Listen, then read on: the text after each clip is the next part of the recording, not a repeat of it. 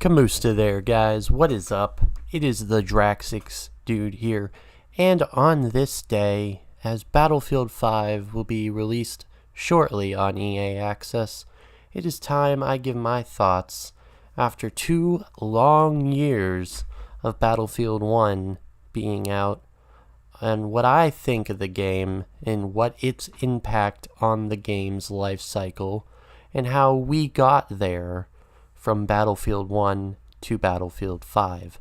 This will be a laid-back review on the game and its cycle over the last 2 years, and I will try to hit that and everything that matters in this game.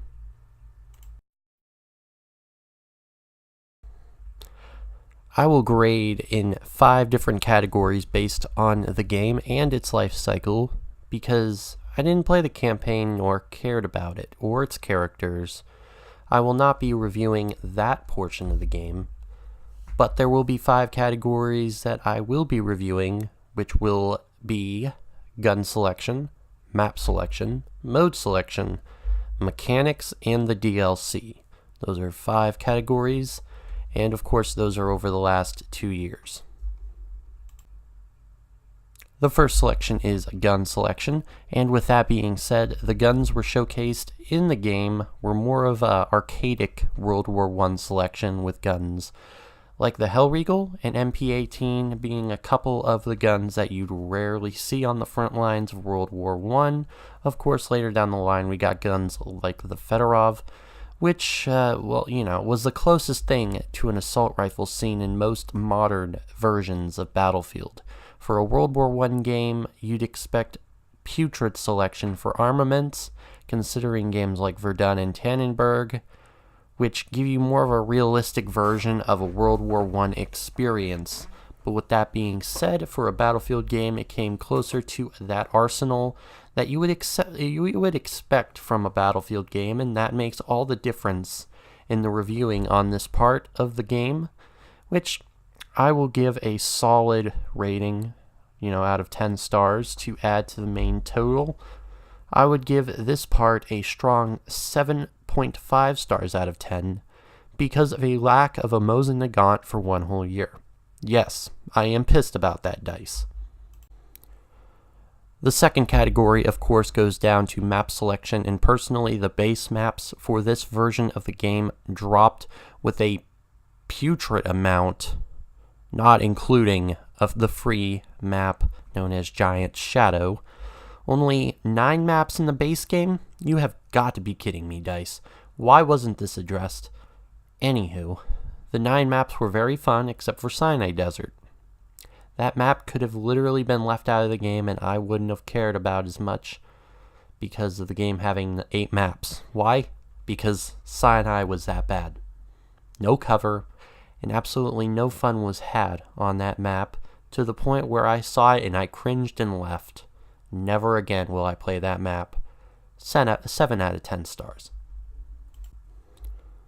The third category, of course, is mode selection.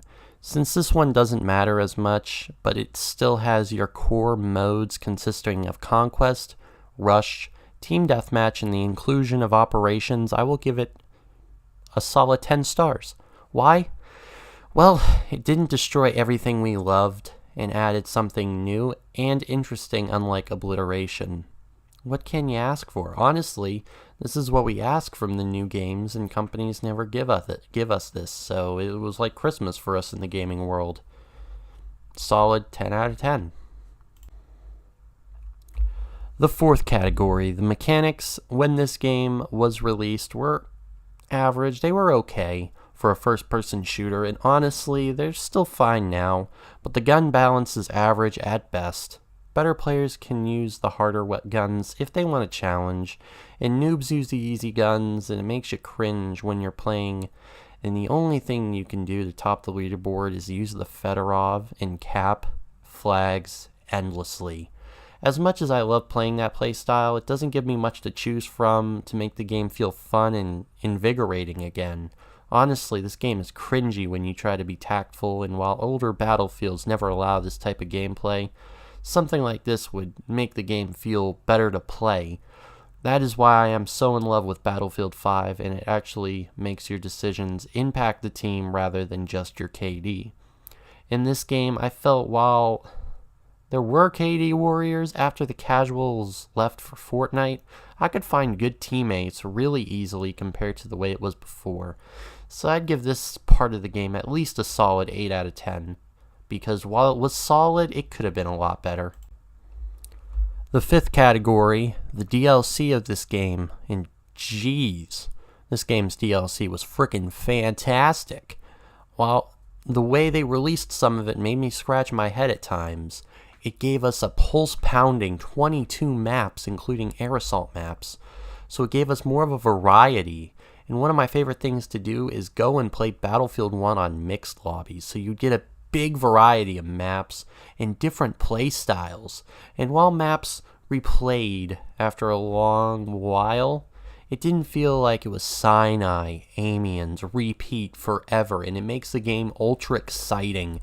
And I encourage everyone to play this game like this, and for that reason I give this part of the game 9 out of 10 stars for its amazing map selection.